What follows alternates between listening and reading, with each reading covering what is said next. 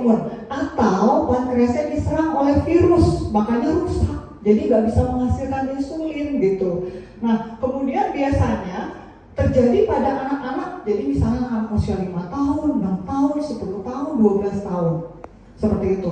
Terus kemudian kalau udah kayak gitu, berarti sel pankreasnya udah rusak. Terus kemudian alhasil seumur hidup dia akan suntik insulin. Misalkan suntik insulinnya 3 kali, seperti itu, kayak gitu. Jadi sampai mohon maaf sampai dia meninggal dia akan suntik insulin. Gitu. Terus kemudian yang kedua ada yang namanya diabetes tipe 2 nih. Nah, diabetes tipe 2 biasanya terjadi pada kebanyakan orang karena apa? Karena pola hidupnya nggak beres. Dari kecil makan nasi sama mie.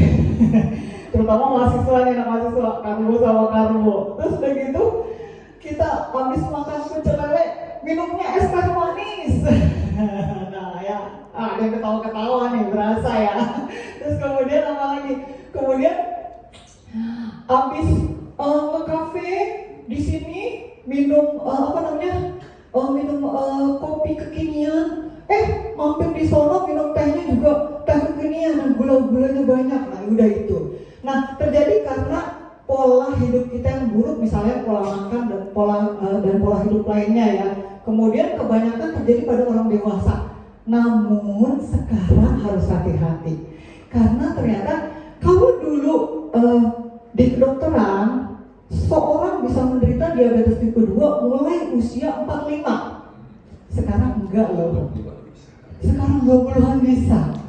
Hati-hati. Jadi mulai dari sebenarnya dengan kita belajar begini, pendidikan gizi juga gitu ya, supaya kita pola hidupnya baik. Kemudian yang ketiga adalah diabetes gestasional. Terjadi karena proses kehamilan. Contohnya gini, ada ibu hamil, bukan bapak-bapak yang hamil ya, beda, ini ibu-ibu. Ini spesial buat ibu-ibu. Jadi ibu hamil misalkan 2 bulan atau 3 bulan.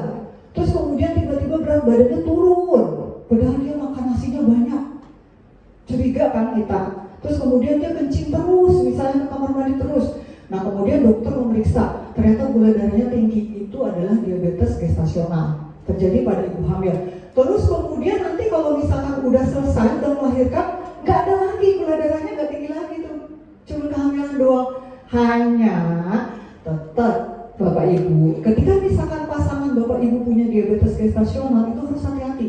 Karena nanti dari biasanya bayinya gede, di atas 4 kilo. Kan kita mah kalau orang Indonesia suka melihat bayi gede, ih lucu, cucu gitu ya. Udah jangan, harus hati-hati ya. Jadi bayinya di atas 4,2 rata-rata. Terus kemudian kalau misalkan pola ibu itu tidak jaga pola hidupnya, dari 10 ibu, 1 bisa kena DM tipe 2 nanti setelah melahirkan anaknya. Entah dia usia 30 atau 40 atau 50 seperti itu. Nah kemudian next